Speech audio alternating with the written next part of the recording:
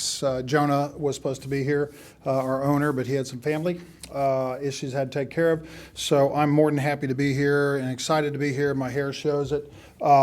And I get the unique ability, I live both in Nashville and Tennessee and Portland.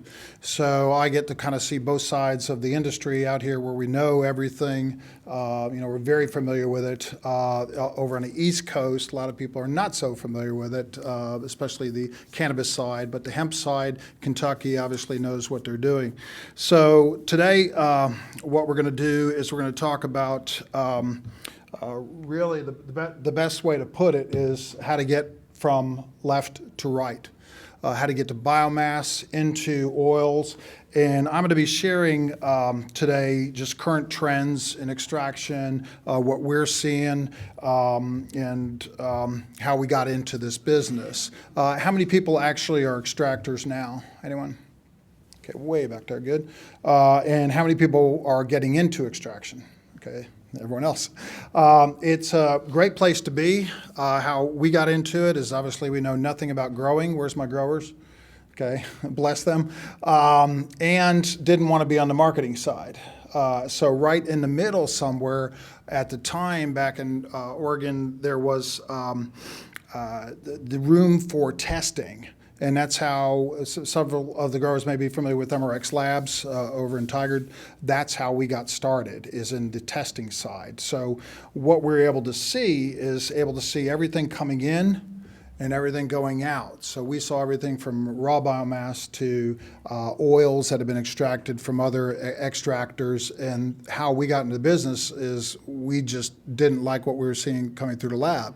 It smelled like burnt popcorn. It looked like burnt popcorn. And we just decided there had to be some other way. And that's kind of how we got into it, designing one of the first CO2 extraction machines that provided automation, provided repeatability, and provided certifications. Since we came out of a lab, we're analytical freaks. So as we're building a extractor, we're looking for as much analytics as we can get out of it, and that's kind of our contribution to the equipment side. It's fun to be in the middle. Incredibly fun for what we do. We sell systems. We started off with a small company called Cura, who's now Cura Leaf, and started out with small companies called Chalice Farms, Lamota, and helped them get into the business. Obviously, those are big retailers around here now. It's fun now to watch new states, legal states, such as Michigan, go through all the pains that Oregon's already gone through. California's sort of going through, but it's kind of neat to watch where we have systems going next. Michigan, Illinois, Massachusetts. So they're going through problems that you guys took care of with the OLCC years ago. It's fun to watch that. It's fun to watch the hemp states. Again, I live part-time in Nashville, and fun to watch Kentucky. Just pounds and pounds and pounds of hemp growing and not sure exactly what to do with it. So it's neat to get to watch that, and then it's fun to watch worldwide. We get to have systems everywhere from Switzerland to Israel to Australia, and it's just fun to watch that market grow. And we're able to share all this information with our customers. Here's what we're seeing going on over in Europe, and some of the things we're seeing going on over there is obviously GMP, which we'll talk about today. That's good manufacturing practices. What do we see going on over there? Well, lots of regulations, which we've seen here. And here what we're seeing is obviously the FDA. And we'll talk a little bit about that today. So we get to sit right in the middle of all this. And it's incredibly fast-paced business where we sit, because we have to see both sides. We have to see a lot of regulations. And, sometimes we just feel like this guy, as we're constantly running. Run, CBD, run. And that's the way it kind of feels, is that we're just continually running. The guy from Israel wants isolates, so I can't ship him isolates, so we're going to have to make isolates in Israel.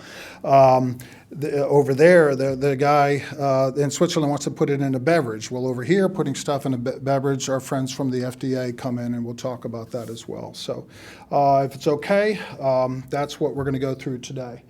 I'm going to take you back just a little bit into extraction, and I'm not going to go in detail about it, but just the various methods that are being used across town and across the world. When we talk about extraction, obviously we're going to use some type of solvent. You heard ethanol, you've heard CO2, you've heard butane, you've heard water. We're going to use these solvents and go after what we're after in any extraction process is we're after the trichomes, we're after releasing THC and CBD from that bud.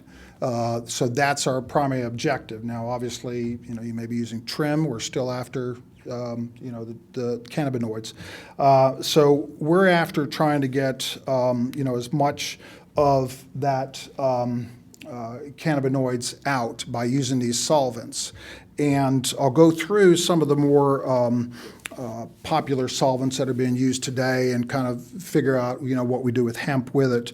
But the number one question we get always asked about extraction is how many pounds can you do a day? That's it. Just how many pounds? Well, what do you want to make? Well, just how many pounds? So we have to come back with people and really go through, well, what do you want to make? It's each method, and the methods don't, contradict each other. They're not in competition. They're all, work together. In fact, a lot of our customers have ethanol, butane, and CO2 all together in their shops. There's one right down in Clackamas.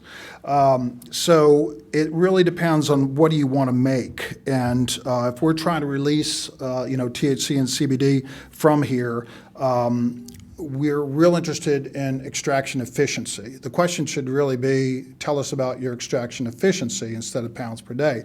Because I'll bet you that I can show you customers who've taken 100 pounds, run it through extraction in the fastest time possible and get 30% THC out of the extraction. I have another guy who runs 50 pounds a day and he gets 60 to 70% extraction efficiency. So which one do you want to be? I want to be this guy over here who's getting 60% out at a slower rate. So that's what we really try to help people on. Just from our experience, we have horror stories and we have great stories of people who we've helped, and we just try to get to the point where it's there's so many things that go into extraction, you can get easily confused. So I'm just going to try to walk you through these various methods and really try to help you. It's going to be what you're trying to make, and we'll go through with some of the extraction methods to just get, again, like Goldilocks, because there's, when I say so many things, in other words, how did you grind it before you gave it to me? What was the cannabinoid percentage before you gave it to me? Did you decarb or not decarb before you gave it to me? So there's lots of these, some of them a little bit more technical than others, and we just help customers through that. So that's, just one of our big tips is it's not how many pounds today. Let's go backwards and try to see what you want to make. For instance, if I want to make shatter, okay? Shatter is an artisan product. It's very big in the dabbing world, maybe some of you as well.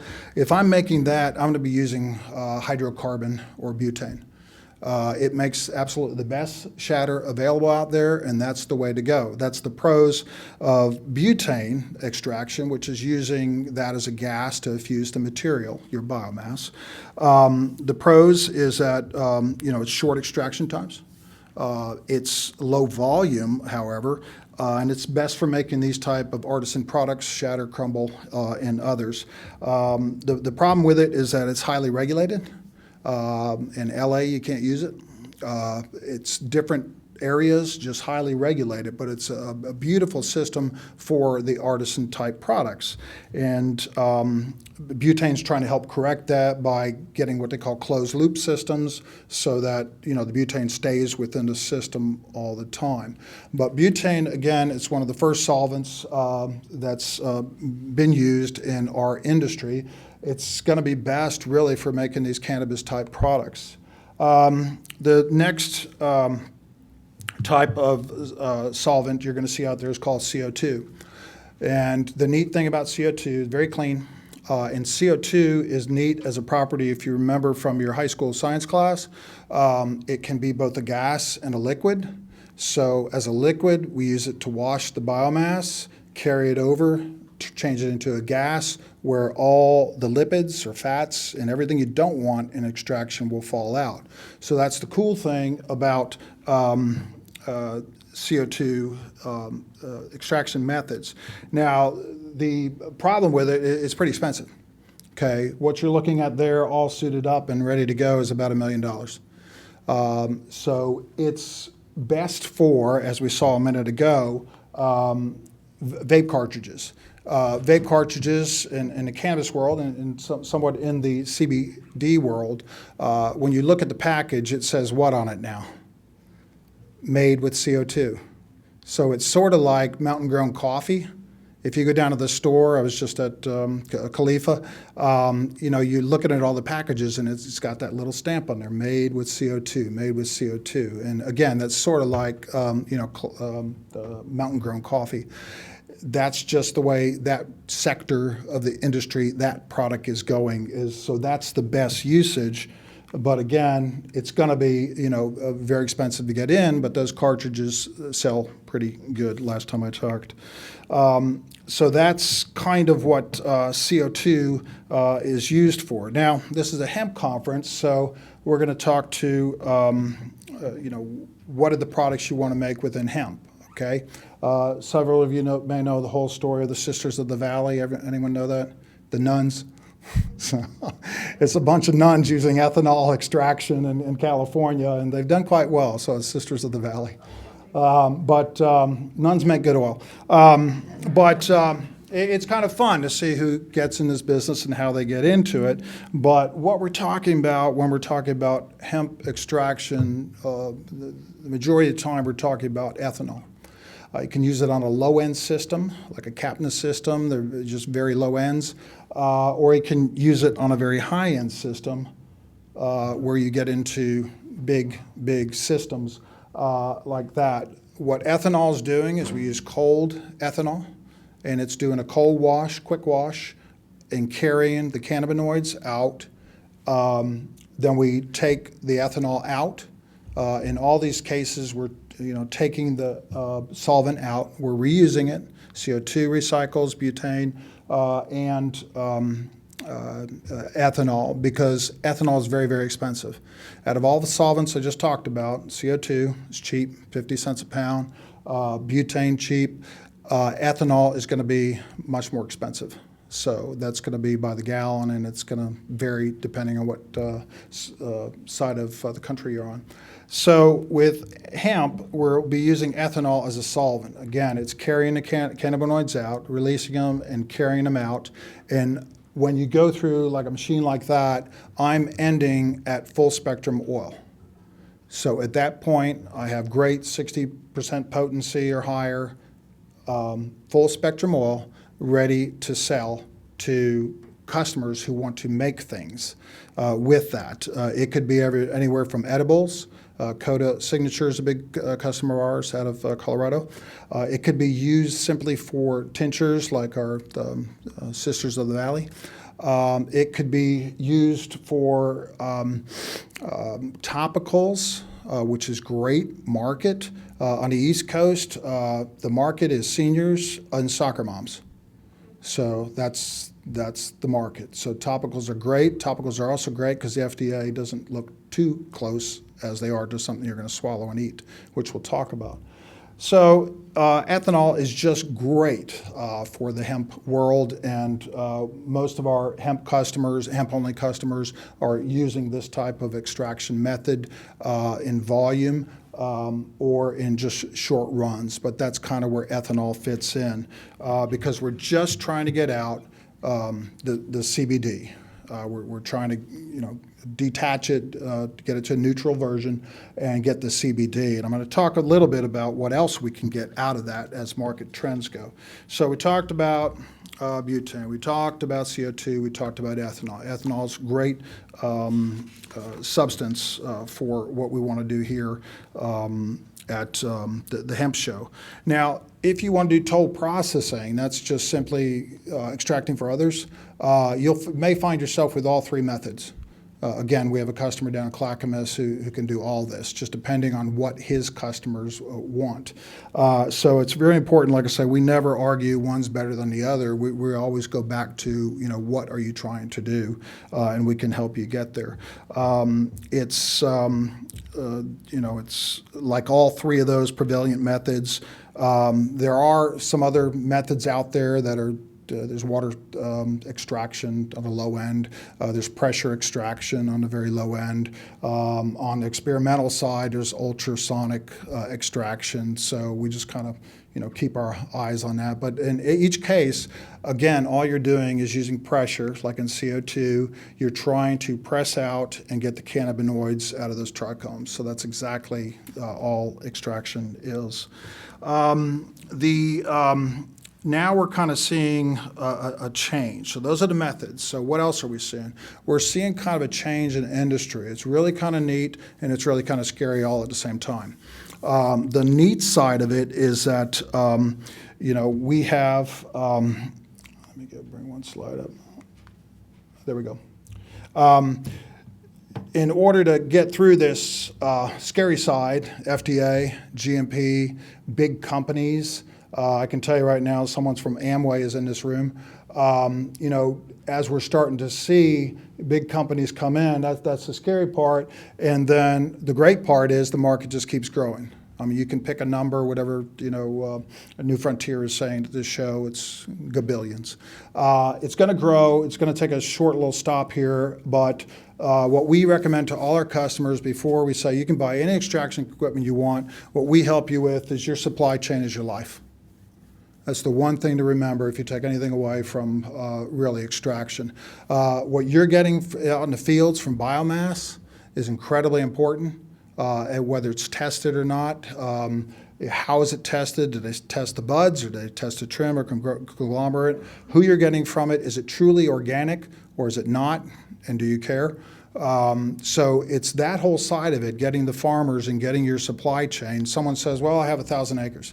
Well, what if you have it like Kentucky, where the yield was, I think 2 years ago, 40%.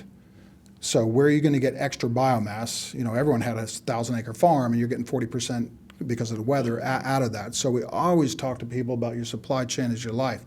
Great, you're going to make all this oil. Where are you going to sell it? Okay.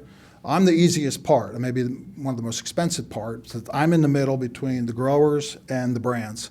And where are you going to sell it? How are you going to sell it? How are you going to get those contracts? So we try to help you in each case get to make sure that your supply chain before we install a system. We're always after people to say, okay, where's your supply chain? If I'm going to make, again, back to the question, how many pounds can you do a day? Well, I can do 700 pounds a day, and I'm going to make, 10% of that into oil, and it's going to be 60%. Okay, now where are you going to sell that 70 pounds if we just stay in pounds for a second? So that's really where we try to help you and coach people getting to a return on investment is, getting, what contracts do you have? There's huge contracts out there.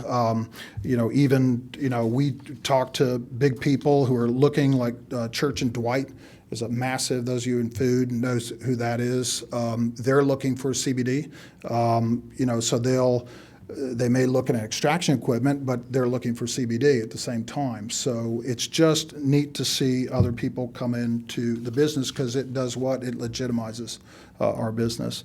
So that's the one thing we always say before we put any extraction equipment in. And what we're kind of seeing, I talked about trends, or we're going to talk about trends, is we're seeing one thing is that distillation, and that's distillation equipment, is that everything's being fractionalized. There are people down on the floor, some of you may be here, selling CBG, okay? It's pain, you can't make claims, as we'll talk about the FDA, but that's a big buzzword. So people are asking us, how do I make CBG? Well, we're going to have to distill it. We're going to have to use distillation equipment to do that. People are asking us about CBN. I didn't see that on the floor, but that's just yet another cannabinoid that we're hearing a lot about. People are asking us about isolates and how do you make isolates? and how do you get that 99% or isolate rather 99% pure cannabinoids out of it. So that's what we're seeing. It's fractionalizing. So if you just want to say I want to make CBD oil, you have to start thinking about, well, I want to make CBG, I want to have a CBN offering, I want to have an isolate offering, because you're trying to differentiate yourself from everything that's out there. There obviously is the isolate, and that's a big market. It got really big when people like Coca-Cola we're looking at added CBD, 5-hour energy drink we talked to. They all slowed down because of 3 little letters, FDA. All those plants are GMP rated, and we're going to talk about that. All those plants know what FDA is and how to work with the FDA. So they slowed down waiting on our friends, which we're going to talk about there. So that's kind of what we're seeing, is that our customers are who are extractors. They're looking to say, how do I do this? How do I do CBG? How do I do isolate? How do I get into these different because you're just not having full spectrum oil. That as an extractor, you want to try to get as many streams as you can of revenue, and that's what we really try to help coach people on. One of the other things that we're seeing, besides these fractionalizations, is we're starting to see a lot with THC-free CBD. Now, this is on the hemp side. Because of when I take 10% CBD with 0.3 THC in it, I'm extracting that, and that THC level can go up before I dilute it. And so people are saying, how can I just get even that little bit, 0.3, out? There's a whole genetics crowd here, I'm sure, is trying to get it out in the field. Some good, some bad. And then what we're doing, and what other R-type manufacturers are looking, is how do you get it true THC free. So that's one thing we've been doing a lot of research on, is how to get so it's a THC non-detect type of product. So that's another, again, variable we're seeing. People are trying to get to it. Some have not, so it's kind of a sketchy area. But why we're getting there is because, remember I talked about the guy from Israel? He wants to buy tons of CBD, a broad spectrum, as they call it, which is THC product. And so that's what we're seeing. Moving that across state lines is not too bad now with the Farm Bill. Moving that across country lines is getting more and more difficult for different regulations. So again, what really we're saying is we're just seeing, as an extraction, that people are looking for multiple products. You're looking for multiple things to provide as an extractor. So that's one trend, a big trend we're seeing. This is the bigger trend we're seeing. That's called GMP, good manufacturing process. How many people are familiar with it or have to deal with it daily? So what we're finding is kind of the cool thing that's happening is that big manufacturers are coming into this. As I mentioned, some of them, they're coming in, they're exploring, and when we talk to, like even here in Portland, HealthRight, who makes formulations, they're an encapsulation business. They're over there, a totally different business. They're totally GMP factories. So when this equipment comes in, our customers, in the early days, we've been doing this for about 8 years now, our customers in the early days, and some of you may still be there, but they're basically in warehouses.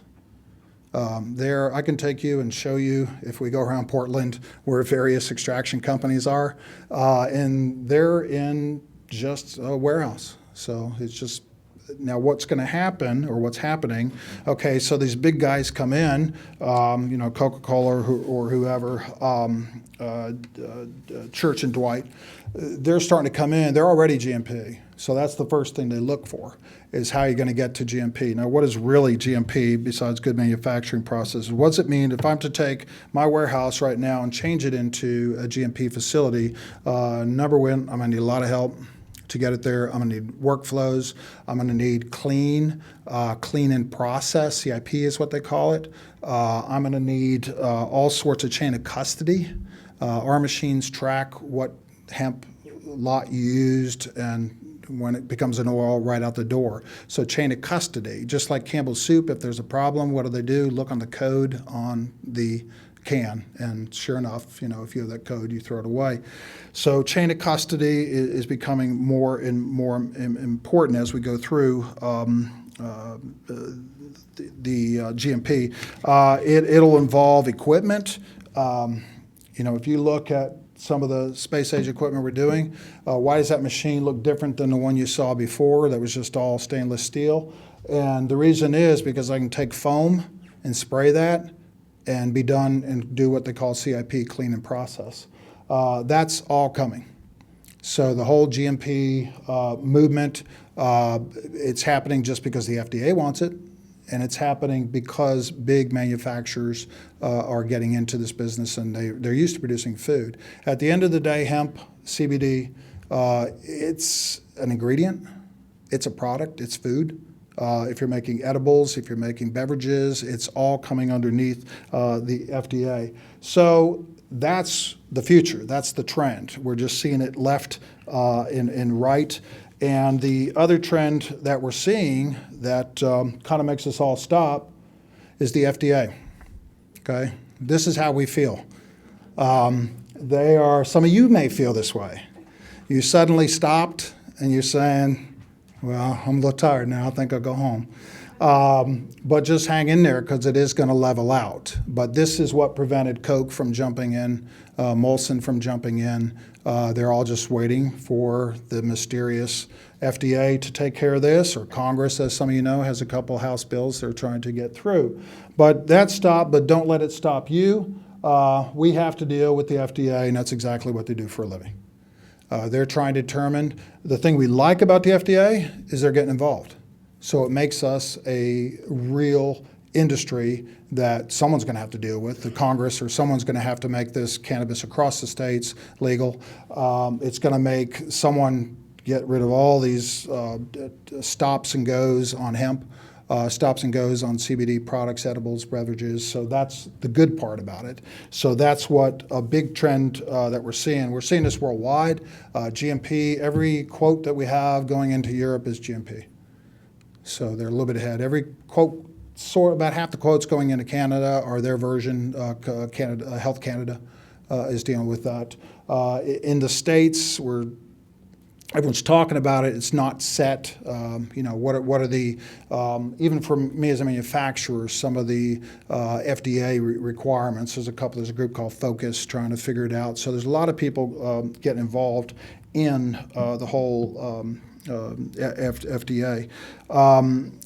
As I said before, they're coming. It's not like the big bad government. It's the good government coming in trying to help. But the train's already left the station.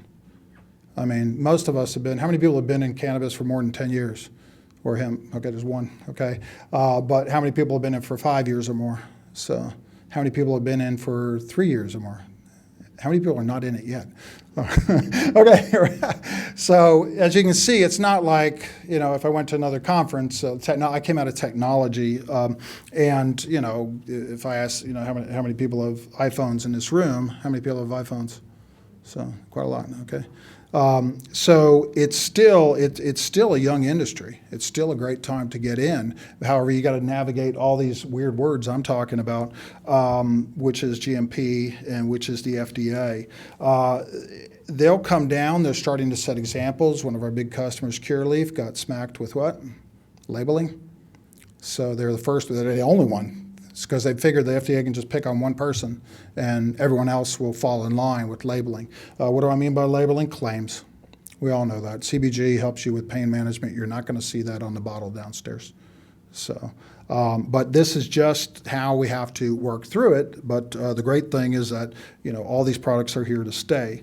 Things will level off and get going again, conform to the practices. And as the future, as we always say, is clear. It's a very clear future where this is all going. CBD, hemp is going to be just simply an ingredient. It's a product. It's going to be with us for a long, long time. When you walk into a grocery store, what is most things made out of? 10 points, corn. I think it's something like 60 to 70% of everything in that store is made with corn.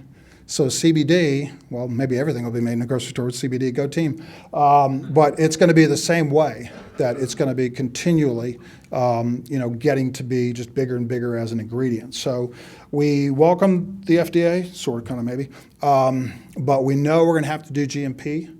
And that's simply because of the bigger companies moving in. So there's opportunities out there for everyone to grow the business. And we always talk about, in our business, we always talk about your second system. We're real interested in selling you the first one, but we want to know that you're going to have the second one and the third one, and you're going to go into different states. As you know, right now with THC, if you're Cura Solutions, you have to have a system here making THC, a system in California, a system in Nevada. So that's highly regulated. Someday, soon, hopefully not so much. So I'm going to open up a little bit. They give me about 10 minutes for Q&A. I'll take Q&A, and we're just going to, talk about anything related on the extraction side, which I talked about butane, ethanol, and CO2. Talk a little bit about GMP and what I see coming there. I'm more than happy to look at questions for that. And then also things that we see on the FDA side. I'm more than happy to answer any of those type of questions. So again, just to summarize my talk is the future is clear. It's all going to level off, and we're going to have a lot of fun together. And just remember, you guys are in extraction, or you're about to get in, that your supply chain is your life. That's the one thing, if I can leave anything about extraction. And basically, that's all I have to say about that. Okay? I'll take questions. If you can come up to the mic, I think it helps tremendously with the recording. You mentioned water extraction. Mm-hmm. Tell me a little bit about pluses and minuses and any use for that. Volume. It's just volume. A lot of people are doing, can you scale it? It's not highly scalable. People are doing it. We don't see it as a trend. We know some people who are doing it. Charlotte's Web used to do it, but they're into ethanol now, as an example. So, but it is, for low end, it's beautiful. Absolutely beautiful. So, but that's kind of. New to any kind of extraction methods. I thought I was selling smokable flower, and now I need to remedy it. Is there any, I'm just wondering the safety of it. So is it all burnt out when you, is ethanol? I don't want to be smoking ethanol or whatever. Do you understand what I'm saying? How safe is each one of those methods? Is there a safer method? They're all safe if done correctly. Butane is you get the solvent out using vacuum ovens. With CO2, you get using rotary evaporators to get all the solvent out that's been introduced along the way. And with ethanol, you're using rotary evaporators as well. Everyone if I was selling a product, and most everyone are extractors, they're going to try to be as safe as possible. You saw some of our equipment there in boxes, C1, D2 boxes, as they call. Everyone's going to try to be safe because if you thought the FDA was bad, try dealing with a fire marshal. So we continually have to, I'm dealing right now with Costa Mesa with the fire marshal. We have 3 systems going in there, and he doesn't want to let them in for some odd reason. But the safety, it's a great question because that's where the FDA is going to make sure that you have the records to show that went through an ethanol machine and you extracted the ethanol out of it, and they're going to test it. They're going to look for your COAs. Through all our process, because we come out of the testing world, we test everything. So, and it's, when it comes out, I can see pesticides, and I can see, the amount of ethanol in that. But it's a great question because you as an extractor are trying to get everything out of it.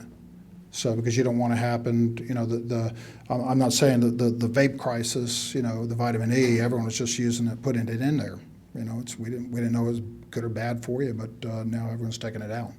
So that wasn't intentional. That was now the intentional one was in the vape crisis was the bootleg vape cartridges out there. So, but great question. So safety is a big concern. So another question then. So if you have. Do you get better yield from actual flower versus biomass or trim? Flower. Maybe a dumb question. Flower. get No, more. it's a great question, but you're going to pay more for flower. Really? Yeah, A-buds are going, I don't know what A-buds go out here for, it's well over $100. To process? Yeah, you have A-buds, you have B-buds, then you have trim, and you have mixture. But as you saw with the trichomes, the A-buds, Ground it up first, like a biomass, does it you're grinding. I don't know, I don't Yeah, you know. ground up. In other words, if someone backed up a truck here, we would grind that to about coffee size granules, then put it in an extractor. I would probably do something called decarb before I did that. So in decarb, the easiest description of decarb is when you light a joint, you are decarbing the weed with heat. So, but great question. Questions. Next question. There we go. Yeah, Darwin Hintz. Question, I've heard of systems being installed where they're pre-chilling to -40, both the product and then in the alcohol extraction, the cold extraction, both. But to be competitive going forward, is that going to be critical to be a part of the process? Mm-hmm. And the big advantages of that of pre-chilling, like in a freezer tunnel, the feedstock. Pre-chilling the feedstock or the ethanol? Let's do the ethanol first. Most all ethanol systems pre-chill. Some do it faster than others. We're all using pre-chilled, -20 to -40. It's not a bottleneck. So that's not, if I can chill it in 50 minutes versus 1 hour and 20 minutes, it's not a huge bottleneck because we're all going to use pre-chilled technically.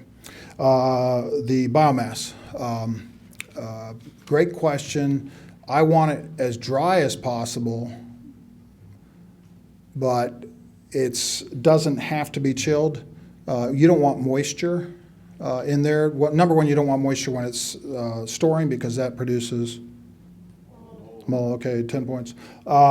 So by the time I get it, I want it dry, but I don't want it wet.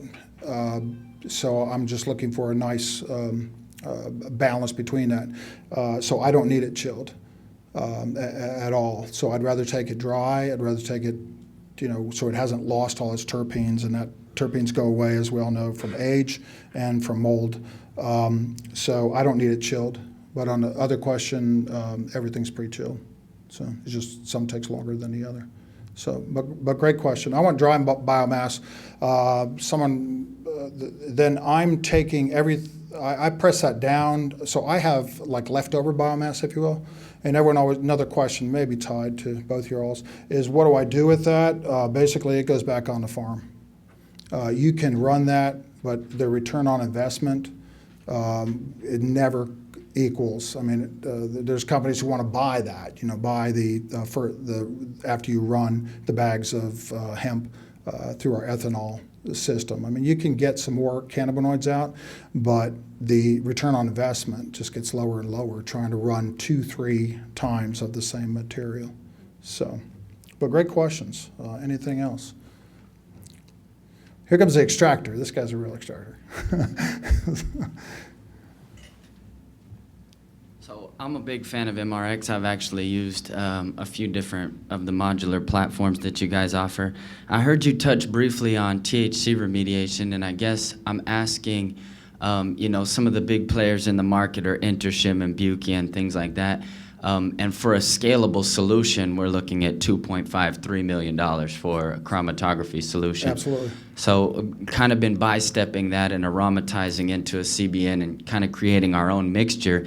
And I guess my question is, can we look to MRX in the future to kind of develop a scalable method for this remediation, or where are you guys standing on that? Great question. Here's your money.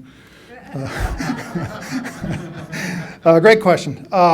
Exactly what he's talking about is he knows the business, and THC-free is a big buzzword, and you'll see probably downstairs. To get to THC-free, the word he mentioned there is chromatography. If you go see Shimatsu, they'll sell you a $1 million machine to be able to do that. Is there a better way of doing it? Chromatography also is going to require him or a scientist or someone with a little bit of technical knowledge to run it. Again, go visit the Shimatsu booth. It's pretty technical stuff. So what do you do when I've come out of one of those ethanol machines? I come out with full spectrum. I take it to the lab table. I'm getting distillate, and from the distillate, now I need to get the THC, even to 0.3. You hear a lot about the 0.3 in transporting CBD. You've got to get that out totally. To be able to do that, to answer your question, yes, we're doing research that right now, and actually you can come down and see it with Jonah or Paul, in looking at doing it through kind of a proprietary system with falling film. That's a big word for the remediation, and we're working on it, and we've done it on the lab. And now we got to make it into a piece of equipment, metal, that can actually, be over here. So after I get my distillate, I can put it in there, and it can wash it down so it becomes THC free. And at that point, that's a golden product for shipping around the world. Remember, this is a worldwide business, but it's very hard to do that. See me after, and I'll get you hooked up with Jonah, but you can kind of see some of the stuff we're doing. So that's a great question because of this that 0.3 number that you guys hear a lot of. So excellent question. So I'll take one more and then hop on a flight. So.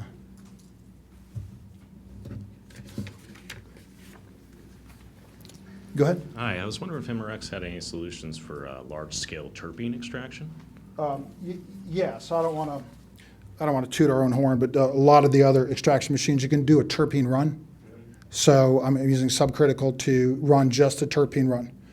So that's all I'm getting out. So yeah, we have a mechanism, and a lot of extractors do, where you can just get the terpenes out. Would it be mostly CO2 that you'd be doing that with? Oh yeah, CO2, sorry. Yeah, it'd definitely be CO2 to get it out, because if I didn't do it on CO2, where I can do that with pressure and temperature, getting out just the terpenes, because everything has a boiling point. My industry, what I'm doing every day, everything has a boiling point.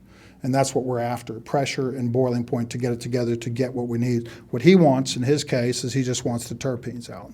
So we have a way to run subcritical to get just the terpene runs out. Again, when we put biomass in, it's got a full spectrum of all these things, and it's a great question, because more and more you're going to see people narrowing down. He might want to just sell, there's a lot of companies just sell terpenes, because we have customers who put terpenes, they run a terpene run, keep a jar of it over here, run a normal run, and then down the distillation path, they put more terpenes back in. That would be for vape pens with CO2 exclusively. But great questions. I'm going to close on time because I promised, but I'll be here along with Josh if there's any more questions. But you guys have been a good audience. I think the winner of the points is the lady in green. But we appreciate you guys. Any questions, just see me up here, or I'll give you my card and we can talk. And it's been great having you. I thank you so much. So.